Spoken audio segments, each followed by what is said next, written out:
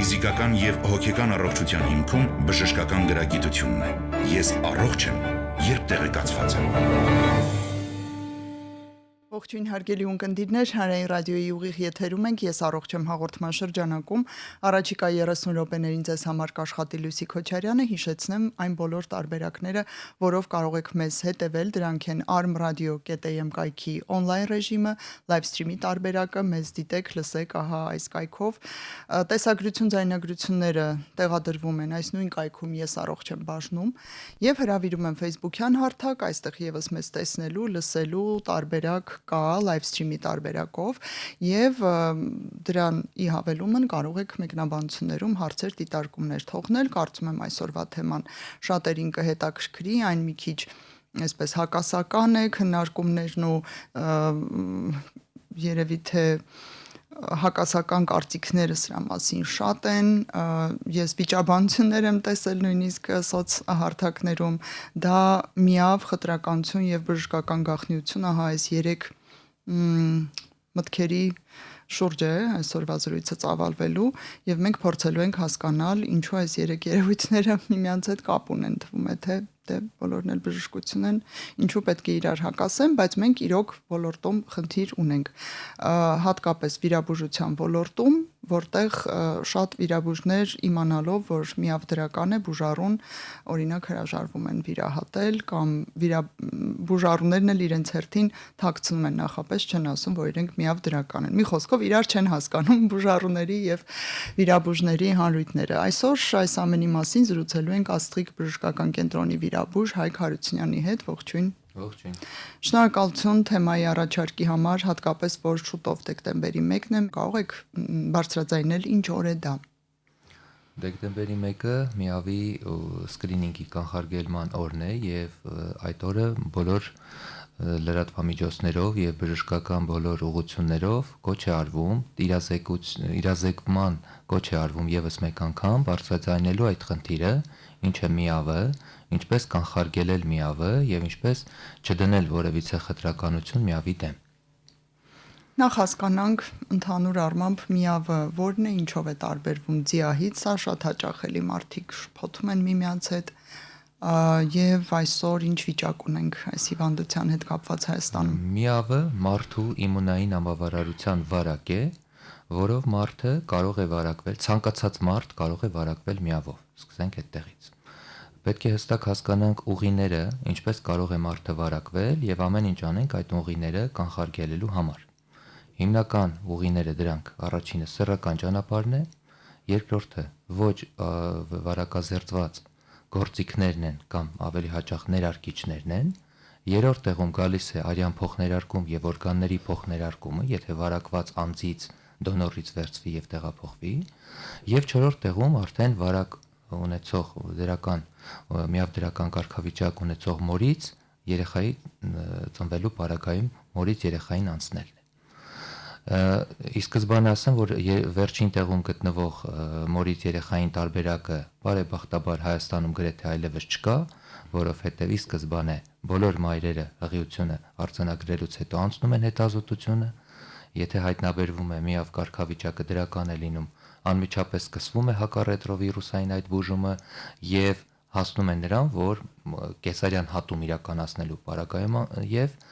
արդեն այլևս բալիկի մոտ միավ դրական կարգավիճակ ունենալու հավանականությունը մինիմալի է հասնում, եթե չասեմ ընդհանրապես սկսում է նվազել, վերանալ։ Եվ բնականաբար այս մի խնդրից ազատվել ենք, պլյուս չենք թույլատրելու, որ բալիկը կրծքով կերակրվի։ Դե այո։ Ինչ վերաբերում է օրգանների փոխպատվաստմանը, սա բացառում ենք, որովհետև օրգանների փոխպատվաստում կատարելուց առաջ մենք մի շարք հետազոտություններ ենք կատարելու եւ մարդը իմանալու է իր կարգավիճակի մասին։ Դոնորները, արյան դոնորների հետ կապված, եւս նրանք անցնում են մի շարք հետազոտություններ, որոնց հիման վրա ընդունվում կամ չեն ընդունվում որպես դոնոր։ Իդեպ այստեղ ուզում եմ բարձրաձայնել, որ հատկապես պատերազմական ժամանակահատվածում, երբ որ արյան կարիք էր լինում եւ դոնորության կոչ էր արվում, մարդիկ գալիս էին կամավոր դոնորության համար, շատ պատահական կարող էր նրանց մոտ հայտնաբերվել եւ եւս արդեն ուղղորդվել համապատասխան բուժում ստանալու։ Ինչ վերաբերում է ախտահարված գործիքներին, եթե վիրաբուժական տեսանկյունից ենք նայում, բոլոր բժշկական կենտրոնները, բոլոր հիմնարկները պահպանում են բոլոր ասեպտիկայի եւ անտիսեպտիկայի կանոնները, այստեղ վարակի տարածման ռիսկը մինիմալի 0-ի պետք է հասած լինի, իսկ թմրամիջոցներ օգտագործողների պարագայում եթե խոսենք, ապա մեկ անգամյա օգտագործման ներարկիչները եթե փոխանցում են մեկը մյուսին, ապա այս սա է թիրախը եւ արդեն ինչպես նշեցի սեռական հարաբերությունները, անպաշտպան սեռական հարաբերությունները։ Փաստորեն վերջին երկուսն են մնում այսօր շատ Այդ արդիական։ երկուսն են, որոնք արդիական են եւ դրանք ամբողջ աշխարհում գրեթե նույն տվյալներն են ունենում։ Հայաստանն էլ է համաչափ քայլում իր Կարծում եմ, որ տվյալներով, Հայաստանն էլ է իր վիճակով։ տվյալներով քայլում եւ ստատիստիկ տվյալները եթե նայենք, գրեթե 6-7 հազարից ավել գրանցված անձ կա, որոնք ունեն միավ դրական կարգավիճակ, բայց բարեբախտաբար 4000-ից ավելը ստանում են իրենց հակառետրովիրուսային բուժումը եւ դեղորայքային բուժումը, եթե անձը հայտնաբերվում է եւ սկսում է ճշգրիտ խմել այդ դեղամիջոցը, դա դառնում է ապրելակերպ։ Մարդը ամբողջ կյանքի ընթացքում ինչպես է շաքարային դիաբետով պացիենտը խմելու իր դեղը։ Կամ որևէ հորմոն, այո, հորմոնը, չունեցող։ ճնշման դեղը, հա, նույն ձևել, այստեղ մարդը գիտի իր խնդիրը, ամեն օր խմում է իր դեղը եւ դրանով հասնում է այն կարգավիճակին, որ արդեն նրա մոտ այն իրավիճակն է, երբ որ այլևս միավը նրա մոտ չի հայտնաբերվում եւ վիրուսային ծանրաբեռնվածությունը այնքան է նվազում, որ նա այլևս որպես վարակի փոխանցման աղբյուր հանդես գալ չի կարող։ Նույնիսկ անպաշտպան սեռական հարաբերության դեպքում եւ նույնիսկ գործիքի հետ կապ ունենալու դեպքում փաստորեն։ Ինչ է կարծում իրազեկվածությունը Հայաստանում այ բարձր մակարդակի վրա է, այնինչ դուք ասում եք, մարդիկ գիտեն, թե դեռ ոչ այնքան։ Որոշ մասը գուցե մարդիկ չգիտեն, բայց վերջին տարիներին ես նկատում եմ, որ թե առողջապահության նախարարությունը, թե որոշ լրատվամիջոցներ, թե որոշ սոցիալական խմբեր, հասարակական կազմակերպություններ սրա մասին շատ բարձրաձայնում են, սրա մասին լուսաբանում են, բայց դեռևս բացեր կան, որովհետև ոմանք դեռևս լիարժեք պատկերացում չեն կազմում, որ միավ դրական լինելը դա դատավճիռ չի, մահապատիժ չի, դա ինչ որ այնպիսի իրավիճակ չի, որ լինում են մարդիկ, որոնք ասում են ավելի լավ է քաղցկեղ ունենայի, քան թե միավ դրական լինեի։ Բայց սա շատ հեռու է իրականությունից։ Սա շատ հեռու է իրականությունից, այո, որովհետև եթե վաղ մենք հայտնաբերում ենք միավը, եթե նա անցնում է, մենք բարեբախտաբար այնպիսի երկրում ենք գտնվում, որ ունենք ինֆեկցիոն հիվանդությունների ազգային կենտրոն, նախարարությունը ապահովում է այդ դեղորայքը անվճար եւ այդ ամեն ինչը իրականացվում է պետության շնորհիվ, պետության հաշվին եւ նպատակն է վաղ հայտնաբերել, կանխարգելել եւ այդ մարդկանց բուժել։ Եվ միավը, եթե մարդը ունենում է միավ դրական կարգավիճակ, դրա մասին կարող է տարիներ շարունակ չիմանալ։ Որևիցե կլինիկական նշան, սիմպտոմ, ախտանիշ չկա։ Եվ 5 տարի, 10 տարի, 15 տարի գուցե անց, նոր երբ որ նրա մոտ միավը վերածվում ձիահի, փուլի, արդեն ձեռքբերովի իմունային անբավարարության համախտանիշի, արդեն դրսևորվում են միավի բարդությունները, օպորտունիստական այդ վարակները, բակտերիալ, վիրուսային, սնկային եւ այլն, նրանք ի հայտ են գալիս եւ այս փուլում արդեն ձիա հայտնաբերելու փուլում ցավոք արդեն որևիցե բուժման մասին, արդյունավետ բուժման եւ առողջացման մասին խոսք լինել չի կարող։ Այդ ձեր նշած դեղորայքը, որ ապահովում է պետությունը, սա այլևս չի աշխատում։ Չէ, այլևս այդ դեղը չի։ Այո, մենք պետք է հասկանանք, որ եթե կա միավ դրական կարգավիճակ, վաղ հայտնաբերել, անցնել ինֆեկցիոն հիվանդությունների ազգային կենտրոնում այդ խորհրդատվությունները, մենք հրաշալի մասնագետներ ունենք, հրաշալի նվիրյալներ ունենք, որոնք դրանով աշխատում են, ապրում են եւ այդ դեղորայքը նորից եմ կրկնում, անվճար պետության կողմից հասանելի է, ընդ որում հասանելի է ոչ միայն մեր քաղաքացիներն, այլ նաեւ արտասահմանից, եթե ժամանել են եւ եկել են, ապրում են կամ չգիտեմ ինչ որ գործունեություն են ծավալում քաղաքացիներին եւս,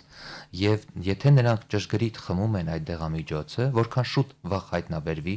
այնքան վիրուսային ծանրաբեռնվածությունը ավելի քիչ կլինի եւ դեղի ֆոնին կնվազի եւ կհասնենք այն իրավիճակին, որ այլևս այդ անձը միավ վարակը նրա մոտ չի հայտնաբերվի եւ չի փոխանցվի, հա։ Մենք հարց ունենք դեղորայքի վերաբերյալ, եթե այլևս չի հայտնաբերվում, դեղորայքը դադարեցնելը ինչի կարող է հանգեցնել, որովհետև այստեղ էլ մարդիկ մի փոքր դժվար են համակերպվում, մշտական մինչև կյանքի վերջ դեղ ընդունելու, դեղահապ խմելու այդ գաղափարը դժվար են համակերպվում։ Ու սա ի դեպ ճնշման դեղին էլ է վերաբերում այնտեղ, կոլխիցինին էլ կարող է, ամեն ինչին, որ մշտապես պետք է ընդունվի։ Իսկապես սա խնդիր է, երբ որ բժիշկը նշանակում է դեղը կամ հապարատակոլ, ուղեցույցային բուժում, որ այս դեղը պետք է մարդը խմի, ապա պետք է հստակ հասկանա, որքան ժամանակի համար է։ Եթե մենք խոսում ենք միավի դեղորայքի մասին, հակառետրովիրուսային այդ բուժման, ապա այն պետք է լինի ամբողջ կյանքի ընթացքում։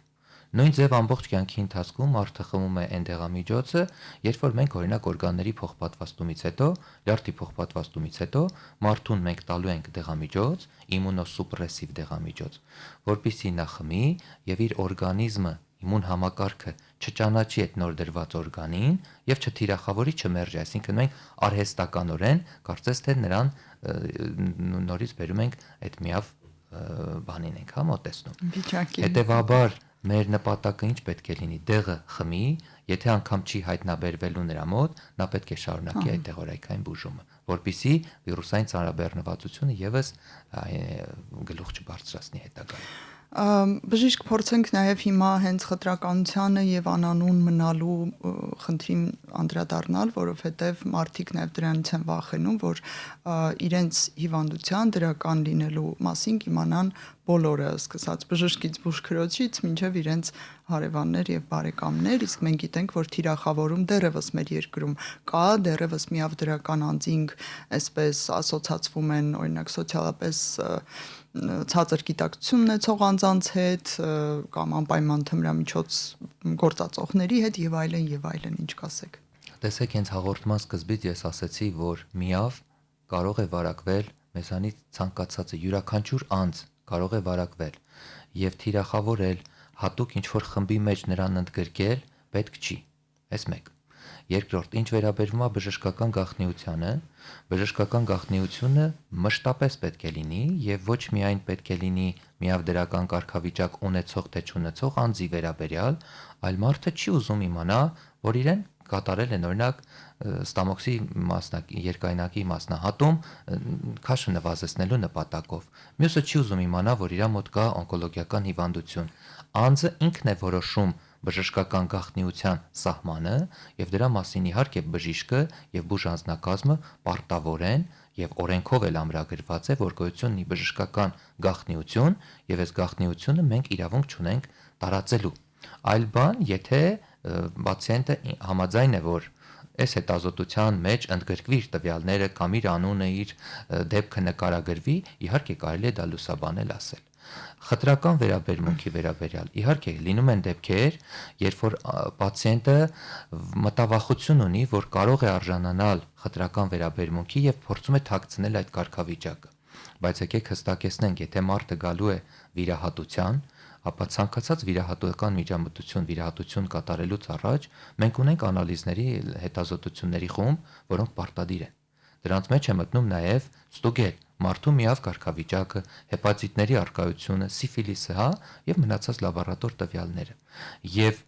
պարտադիր անձը, ով որ ունի միավ դրական կարգավիճակ, պետք է դրա մասին տեղեկացնի իր բուժող բժշկին, իր վիրահատող բժշկին եւ երբեք գաղտնի չպահի դրա մասին, որովհետեւ անգամ կարող է քրեական հետո պատասխանատվության ենթարկել թաքցնելու եւ դիտավորյալ գուցե նաեւ որոշ այլ անձանց վարակելու հետ կապված հարցով։ Ինչով է վտանգավոր հենց բուժառուի համար թաքցնելը իր կարգավիճակը։ Երբեմն մարդիկ սա չեն պատկերացնում, որ իրենք դրանով չեն ապահովագրում իրենց մի շարք խնդիրներից, նույն խտրականությունից, այլ կարող է նույնիսկ ինչ-որ լրացուցիչ խնդիրներ իրենց գլխին հավաքեն։ Խտրականության ենթարկվելու վտանգից են կարծում եմ, որ նրանք փորձում են թաքցնել դա։ Այսինքն, եթե անձը իմանա, որ իր համար իր բուժող բժիշկը բացարձակ տարբերություն չի դնելու անձը ունի դրական կարգավիճակ թե ոչ եւ նույն բուժական բարձր որակները ցուցաբերելու է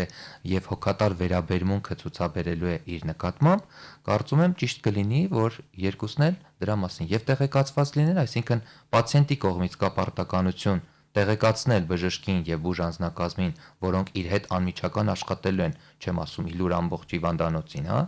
որ նրանք տեղյակ լինեն, որովհետեւ դա էլ պատրաստական աշխատանքներ են եւ որոշակի զգուշավորության պահեր կան, եւ մյուս պարագայում էլ բժիշկն էլ պարտավոր է եւ բժշկական անձնակազմն է պարտավոր է ոչ մի խտրականություն, ոչ հավասար իրավունքների այսպես դիրքեր չզբաղեցնի եւ անձը ստանա իր լիարժեք բուժումը առանց որևիցե ստիգմայի կամ ոչ հավասար վերաբերմունք։ Դուք կատարյալ իրավիճակն եք նկարագրում, սակայն տարվա մեջ մի քանի դեպք ես էլ որպես լրագրող ակտիվ հետևում եմ եւ նույնիսկ լուսաբանում եմ իմ սոց հարթակներում, այսպես կոչ անելով չլինել այդպեսին, կոչ անելով չանել նման խտրականություն միավդրական բուժառուների նկատմամբ, կարող եք մեզ բացատրել ավելի խորքից, խոհանոցից, ինչպես ասում են, թե վիրաբույժները ինչու են այդքան զգուշավոր եւ խտրական երբեմն վարք ցուցաբերում, ինչու է այդքան վտանգավոր, միթե հնարավոր չէ պահպանել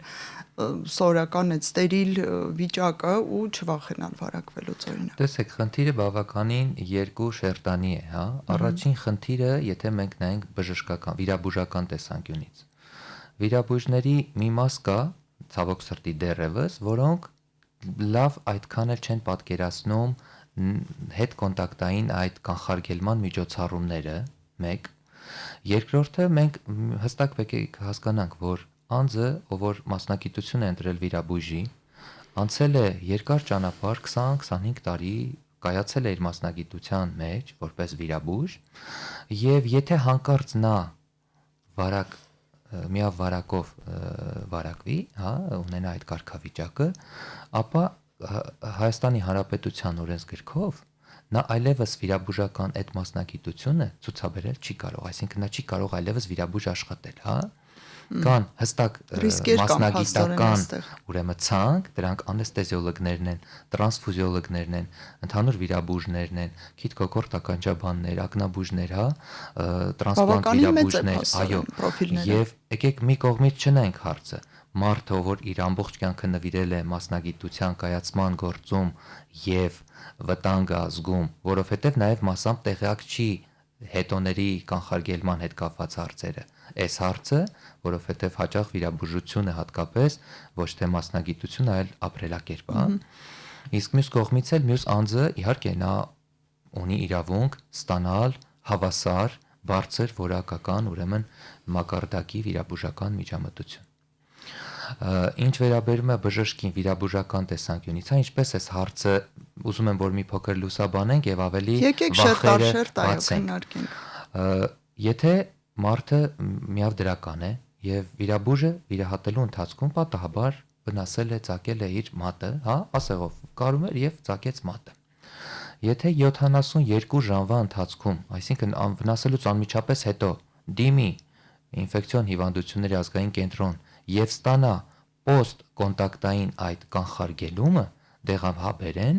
որոնք որ ըստ համաշխարհային առողջապահության կազմակերպման ուղեցույցի 28 օրյա կուրսով պետք է բժիշկը կամ բուժքույրը ստանա այդ դեղամիջոցը, դրանով 86-ից 95% դեպքերում կարող է հարցը վերջնական փակվել։ Այս մեկ։ Նույնիսկ մնալ իր մասնագիտացման իհարկե, որովհետև մենք վաղ իմացավ, որ ունի մարդը միավդրական կարգավիճակ, վնասեց ձեռքը, մատը, դիմեց կենտրոն, ստացավ այդ պոստկոնտակտային կանխարգելումը, պահեց այդ դեղամիջոցի կուրսը եւ նրա մոտ մեծ հավանականությամբ փակի այդ թեման, այսինքն նա միավդրական ուրեմն կարգավիճակ այլևս չի ունենա, չի վարակվի։ Մյուս տարբերակը, որի մասին մենք պետք է նաև ասենց ասած անհանգստանանք, պացիենտը ինքը ուզում է եւ տեղյակ լինի եւ միջև վիրահատության գալը, նաև եթե տեղեկացնում է մեզ, որ ինքը ունի այդ խնդիրը, մենք կարող ենք ուղղորդել նրան իր բուժող բժշկի մոտ, ազգային կենտրոն, որպեսզի իր կարգավիճակի մասին տա ինֆորմացիա, վիրուսային ծանրաբեռնվածությունը ինչքան է նրա մոտ։ Շատ հաճախ նրանց մոտ այդ բուժման ֆոնին այնքան է նվազած լինում, որ վտանգը մինիմալի է հասցված։ Եվ եկեք մի հարցել բարձաբանենք, անգամ եթե մարդը մենք եկել է մեր կենտրոն, հետազոտել ենք եւ այս պահին միավը չի հայտնաբերվել, դրական չի եղել նրա մոտ, դա դեռ չի նշանակում, որ նրա մոտ միավ կարգավիճակ չկա։ Երբեմն չի հայտնաբերվում, Այո, ոչ թե չի հայտնաբերվում, այլ 3-ից 6 ամիս միջակայքում նախնական շրջանում դա կարող է ինկուբացիոն ուրեմն այդ շրջանը լինել, գաղտնի շրջանը լինել եւ այդ ժամանակահատվածում մենք չհայտնաբերենք։ Այսինքն բժիշկը ի սկզբանե բոլոր պացիենտներին հետ աշխատելիս պահպանում է ասեպտիկայի եւ անտիսեպտիկայի կանոնները, բոլորից զգուշանում է բնականաբար որևիցե մեկը չի ցանկանում իր մատը վնասել կամ ինչ որ խնդիր ունենալ, բայց եթե մենք արդեն տեղեկացված ենք, որ անձը ունի միավ կարգավիճակ, ապա այդ պոստկոնտակտային կանխարգելումը շատ կարեւոր է եւ նրան պետք է դիմել եւ ստանալ։ Իսկ տեղյակ եք արդյոք որևէ պատասխանատվության ենթարկվում է մեր օրերում, մեր երկրում այն բժիշկը, ով այսպես դեմոնստրատիվ հրաժարվում է վիրահատել միավ դրական անձին, ինչ է կատարվում այդ դեպքում։ Իրականում նման դեպքի մասին տեղյակ չեմ, որ հստակ բժիշկը կատեգորիկ հրաժարվի ասի դու ունես միավ կարգավիճակ, դրա համար ես քեզ չեմ վիրահատում, բայց կարող են լինել որոշակի իրավիճակներ, որ լինում է պացիենտը գալիս ասում է ես ունեմ այս ինչ ախտորոշումը, բայց գնացի ես ինչ կենտրոն, հայտնաբերեցին ու սկզբում երբ որ միջև չգիտեին իմ կարգավիճակի մասին ասին կարիքը կա վիրահատության, հետո երբ որ իմացան նաև կարգավիճակի մասին, գտան ինչ որ հակացուցումներ, լրացուցիչ հետազոտություններ կամ դեռևս դրա վիրահատության անհրաժեշտության ցուցումների բացակայություն, որով եւ չվիրահատվեց։ Իրականում ես կարծում եմ, որ գրեթե բոլոր կենտրոններում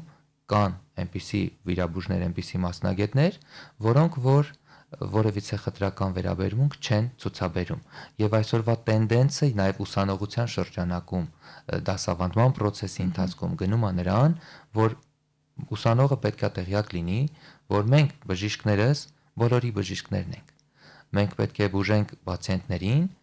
անկախ նրա սեռական, քաղաքական, բազմաթիվ ուրեմն տարբեր շերտերի պատկանելիության, հա, եւ ոչ մի խտրական վերաբերմունք չպիտի ցուցաբերենք, այդ թվում նաև միավ կարգավիճակ ունեցող անձանց։ Որոշ դեպքերում եւս մեկ բան ավելացնեմ, երբեմն մարդկանց մոտ, բժիշկների մոտ կա այսպիսի չհաստատված վտանգ, կարծիք կամ վախ, որ եթե դու բուժում ես այս կարգավիճակ ունեցող անձին, կարող է միջավայրում կարծիք տվա, որ դու էլ ես ինքդ էլ ես այդ խնդիրը կրողը, հա? Այս հա, այդ խնդիրն էլ պետք է մենք հաշվի առնենք, բայց նորից եմ կրկնում, վիրաբույժի համար բացարձակ տարբերություն պետք է չլինի, ինչ կարգավիճակ ունեցող անձի է նա վիրահատում։ Բոլորին պետք է նա վիրահատելիս պահպանի ասեպտիկայի եւ անտիսեպտիկայի կանոնները եւ միավ վարակի լավը ճակերտավոր այն է, որ այդ վարակը, հա, կաթիլը, կենսական հեղուկը, որը որ կա արտաքին աշխարհում, նա շատ կարճ է ապրում։ 1 րոպեից պակաս է ապրում, 1 րոպեվա ընթացքում նա ոչնչանում է, այսինքն արտաքին աշխարհում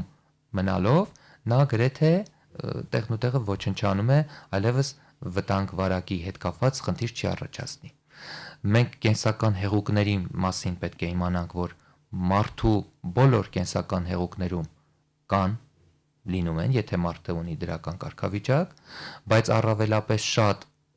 4 հեղուկներն են, որոնց մեջ կոնցենտրացիան միավի ավելի բարձր է։ Դա արյունն է, դա սերմնահեղուկն է, դա հեշտոցային հեղուկն է եւ վերջինը մոռացա ճիշտ մայրական կաթն, այո, որովհետեւ նշեցիք արդեն որ արգելվում է։ Փաստորեն արցունքներ, թուք, արցունքը, թուքը, քրտինքը դրանք պարունակում են, բայց այնքան քիչ կոնցենտրացիայի, որ դրա համար շատ մեծ, ասենք, լիտրերով 1 վաննա, որը չկա ոչ մի տեղ, այո, որը որ չկա։ Եվ շատ կարևոր է, որ եւս մեկ անգամ օգտվելով այն հանգամանքից, որ դեկտեմբերի 1-ն է, որ պետք է լուսաբանենք արժևում այս հարցը, պետք է հասկանանք, որ միավ դրական լինելը դա դատավճիռ չի, դա մահապատիժ չի, որ միավ դրական կարգավիճակ ունեցող անձին որևէ խտրականության ենթարկել չի կարելի եւ մարդուն ձեռքով բարևելիս, փաթաթվելիս, համբուրելիս, անգամ երկարատև համբույրի ժամանակ միավ վարակ փոխանցել հնարավոր չի։ Նույն բաժակից սպասքը, սրբիչը, այո, սրբիչը օգտագործելիս դա ուրեմն վարակի տարածման ուղի չի հանդիսանում։ Մերսման սրահներ, լողավազաններ, մարզասրահներ, այստեղ էլ չեն ապրի Այստեղ էլ չեն ապրի, այո, որովհետև նորից եմ ասում, արտաքին աշխարհում վարակը շատ կարճ է ապրում, 1 րոպե ոչ ավել։ Սա գոնե մի փոքր հուսադրող է եւ իրոք ճակերտավոր դրական կողմերից է ի տարբերություն իդեպ այլ վարակների, որոնք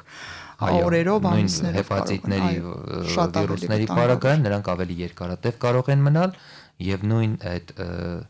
կոսմետիկ ինչ որ միջոցառումների մարդը ենթարկվելիս է այդ գործիքներով միավ վարակվելու հավանականությունը կամ տատու սրահում, վարակվելու հավանականությունը մինիմալ է, գրեթե կարելի ասել չկա, բայց հակառակը վիրուսների, հեպատիտների հետ կապված խնդիրը այո կարա լինի բավականին բարձր։ Բժիշկ մի հարց եմ ուզում ուղղել, վերջին րոպեներին քննարկենք, մենք եթերից առաջ մի փոքր դիպչեցինք այդ թեմային, անարդար չէ արդյոք բժիշկների նկատմամբ խտրականությունը ճակերտավոր, որ այնինչ կարող է անել բուժառուն, ընտրել բժշկին, հրաժարվել բժշկից, ուզել բժշկին, կեսից թողնել դուրս գալ, չի կարող անել բժիշկը եւ նա պաշտպանված էլ չէ վարակվելու դեպքում իր կարիերան շարունակելուց, այսինքն այստեղ նույնպես նրան վտանգներ են սպառնում։ Սա օրինակ ձեզ որպես վիրաբույժի չի նեղացնում մի տեսակ։ Իրականում չի նեղացնում, որովհետև փորձում ենք յուրաքանչյուր պացիենտի անհատական մոտեցում ցույց տալ, երեխայի հետ երեխա ես, մեծի հետ մեծ ես, բայց իհարկե, եթե մենք ունենք օրենսդրական որոշակի դաշտ, որտեղ հստակ գրված է, որ պացիենտը ինքը կարող է ընտրել իր բժշկին, իր բժշկական կենտրոնը, եւ մնացածը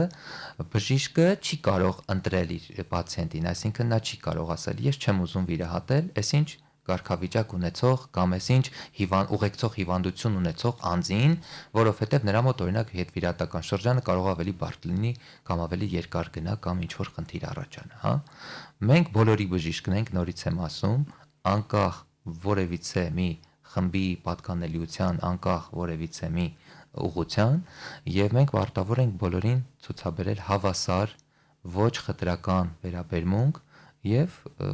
բուժենք մեր ազգաբնակչության։ Սա հիանալի ուղղորդում է եւ քարոզ, եթե այդպես կարելի ասել, մի անձնական հարց, դուք ինչպես եք հաղթահարել, երևի արդեն իսկ հաղթահարել եք, այ վախը, զգուշությունը վարակներից, ձեր նկատմամբ թեկուզ ինչ-որ ոտնձգություններից եւ խտրականություններից եւ բողոքներից,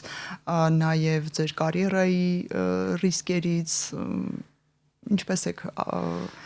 կարող անտակից դուրս գալ այս խնդիրներից։ Իրականում այս թեմայով ես վախեր որպես այդպեսին չունեմ, որովհետև եթե վիրուսների մասին խոսենք, հեպատիտ B-ի համար մենք բժշկական աշխարհում այն մասնագետները, ովքեր աշխատում են, պատվաստվել ենք։ Այսինքն հեպատիտ B վարակվելու հավանականությունը մեր մոտ 0 է։